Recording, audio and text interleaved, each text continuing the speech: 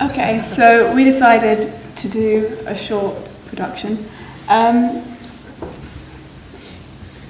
We think that it's really, really important that if you want to conserve something, if you want to make a difference, it's really important that it's the younger generation that are interested and that they get to learn about it in order so that when they grow up, they're the ones who are really going to make a difference.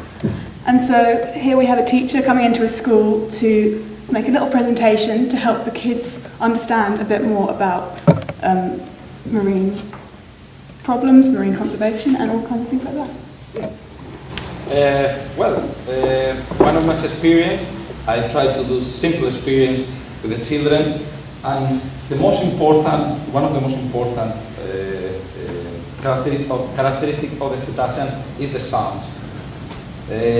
So we try to explain that the sound is very important and the noise is really bad for the cetacean. So I have a balloon empty, and if we listen, it's only up. But in water, what will happen?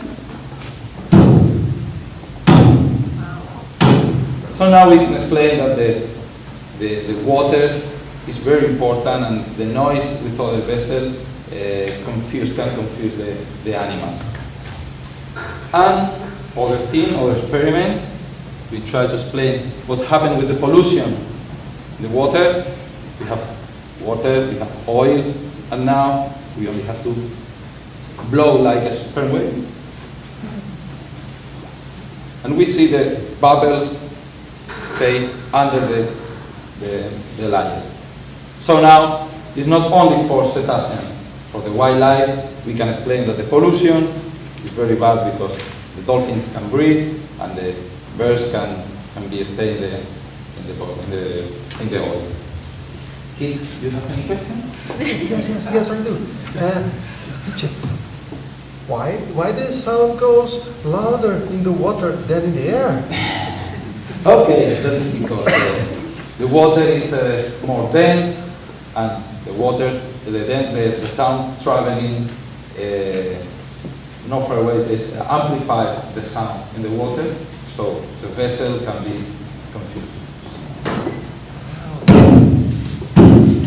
And this is to understanding the wildlife, but now we know we have to appreciate the wildlife. So kids, we go to the boat and try to away. Life jacket? Life jacket? No, swim. It's safe? Safe, it's totally safe. So kids, I'm getting sick. So kids, I'm going to be your guide. Take your seats on the boat. Let's go. Are you ready to search for dolphins and whales? Yes. Okay, so we are ready. Let's go. Search for the birds. Search for the splashes on the surface. Can you find the whale? Can you find the dolphin? Oh my God, it's there! Can you tell me the species from the briefing? Oh, it's a killer whale.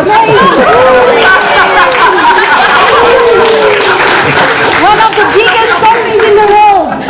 Oh my God, look to the door, Sophie. It's Morgan. She's free at last. Ready to return back to the harbor? Yeah. Let's go.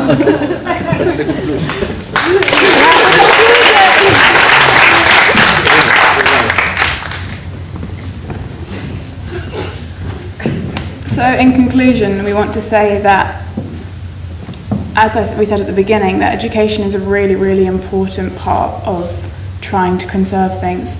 But what we also want to say is that it's not about, we want to help the other animals to humans as well as humans, but we want to teach the people, because if you teach the people, they can help the animals. So through conservation, it's about conserving people in a way. And a final note, we want to say that we can only really love what we understand, and we can't conserve something unless we love it. And so if we want to conserve something, we have to love it and understand it. And to understand it, we have to be taught about it. And so that's why it's really, really important that children of a young age who are really, really interested about all these things, and they have such a great imagination at that age, that's when you have to tell them how they can help. Because if they find out then, that's how they can make a difference.